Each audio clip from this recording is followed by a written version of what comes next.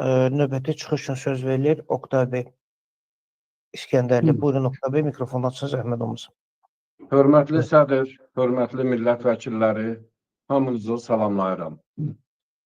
Bilirsiniz ki, artıq 5 ildir Azərbaycanın quru sərhədləri bağlıdır.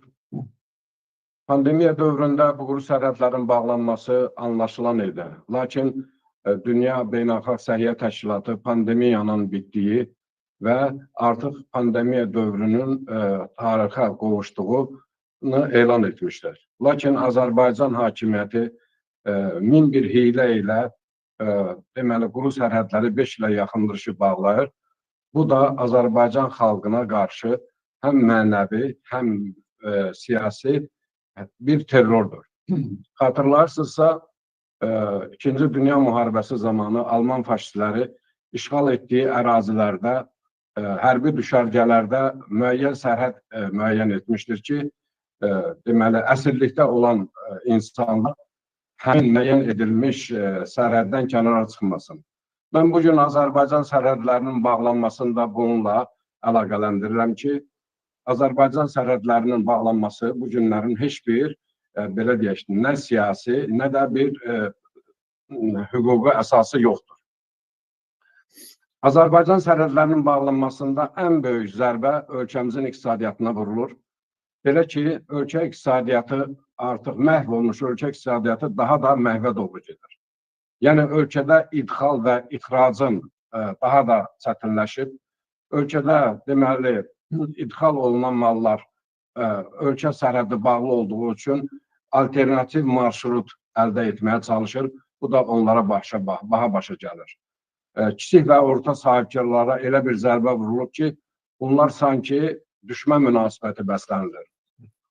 Ən böyük zərbələrdən biri də bildiyiniz kimi ölkəyə deməli gəlir gətirə biləcək turizm sektoruna vurulmuşdur ki, yəni ölkənin quru sərhədlərinin bağlanması xaricdən turist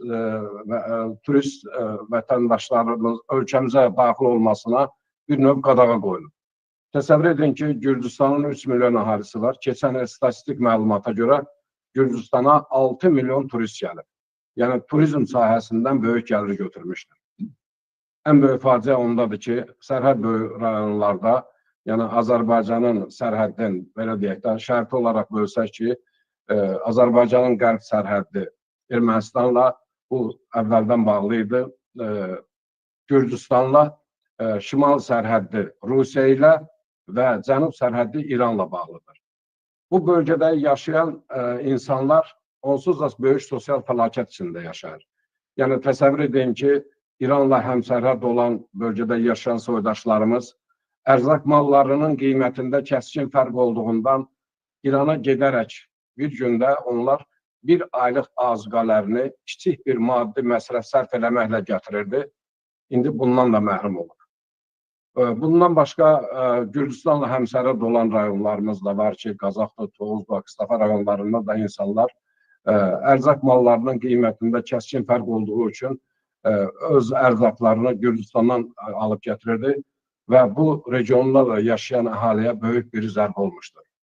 Ən böyük zərbə isə xalqımızın səhiyyə sayəsindədir. Bilirsiniz ki, Azərbaycanın bugünkü səhiyyəsi yaratmaz olduğundan, ölkədə səhiyyənin yaratmaz olduğundan və ölkəyə gətirilən dərman preparatlarının keyfiyyətsiz olmağına görə Azərbaycanın demək olar ki, əhalisinin böyük əksəriyyəti səhiyyənin keyfiyyəti yuxarı olan və dərman preparatlarının ucuz olan İrana getməklə müalicə olur və dərmanlar alırdı.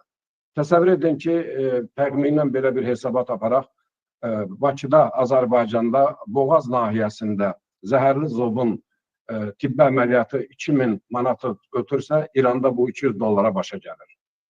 Əziz həmvətənlər, biz ən böyük faciə ondadır ki, təsəvvür edin ki, Azərbaycandan Azərbaycana, yəni Azərbaycandan Naxçıvana gedən yolda soydaşlarımız Naxçıvandan Türkiyə gedə bilmir. Təsəvvür edirsiniz, qismən də olsa Naxçıvan vətəndaşları icazə versə də Azərbaycan vətəndaşları bu hüquqdan məhrum olunur. Əziz həmvətənlər, hesab edirik ki, bu quru sərhədin bağlanması Azərbaycan xalqının növbəti faciəsidir və bu bağlanmasında yeganə məqsəd hakimiyyətin feodal monarxiya idarə etməklə yanaşı, hakimiyyətin müddətini artırmaq məqsədi güdürdür. Yəni, ölkə başçısı da qeyd etmişdir ki, sanki ölkə dövlətçiliyin qorunmasına xidmət edir, amma əhaliyə qarşı maddi və iqtisadi terrordur. Biz xalq parlamenti olaraq buna susmamalıyıq. Son 30 saniyə. Xalq parlamenti olaraq buna susmalı deyilik və hər bir vasitə ilə hörmətli hüquqşünaslarımız, belə deyək də, hüququ müstəvidə məhkəmələrə müraciət etmək, beynəlxalq məhkəmələrə, beynəlxalq təşkilatlara müraciət etməklə Azərbaycan xalqının düşdüyü bu faciədən qurtarmağa çalışmalı. Təşəkkür edirəm.